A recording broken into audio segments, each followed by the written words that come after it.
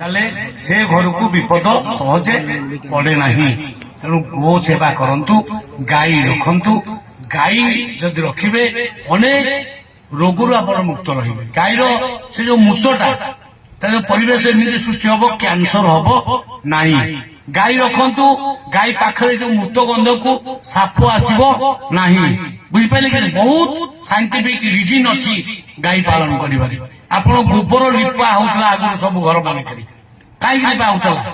କାହିଁକି ନା ଲିପିଲେ କୌଣସି ଛୋଟିଆ ଛୋଟିଆ କୀଟ ପତଙ୍ଗ ଯୋଉଟା ବିଷାକ୍ତ ଜନ୍ତୁ ଆଉ ଆସିବେ ନା। ସାପ ମଧ୍ୟ ଯୋଉ ଘରେ ଗୋବର ଲିପା ହେଇଥିବ, ସାପ ମଧ୍ୟ ସେ ରାସ୍ତା ଛାଡିକି ଅନ୍ୟ ଆଡେ ପଳେଇବ।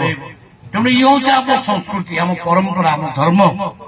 ଆଉ ଗୋଟିଏ ସଂସ୍ଥା ଆସିକିରି ବାହାରୁ ଏଠି ଆମକୁ ବୁଝେଇବାକୁ ଆରମ୍ଭ କଲାଣି ଯେ ଗୋ ସେବା କର, କିନ୍ତୁ ଆମର ସଂସ୍କୃତିରେ ଅଛି ଆମେ ଗୋ ସେବା କରିବା କଥା। ତେଣୁ ମୁଁ ଆପଣମାନଙ୍କୁ ନିବେଦନ କରିବି, ସରକାର ଆଜି କଣ କରୁଛି ନା ପ୍ରତ୍ୟେକ ଗୋଟେ ଗାଈ ପିଛା ଦିନକୁ 54 ଟଙ୍କା ଦଉଛି। ଗୋଟେ ଗାଈ ପିଛା ଯିଏ ଗୋଶାଳ କରିବ, ଗୋଟେ ଗାଈ ପିଛା ବର୍ଷକୁ 20,000 ଟଙ୍କା ଦଉଛି।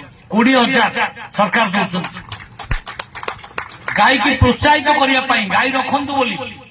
ସେଥିପାଇଁ ଲୋନ, ସେଥିପାଇଁ ସବସିଡି, ସେଥିପାଇଁ ବିଭିନ୍ନ ସ୍କିମ ଅଛି ତାର।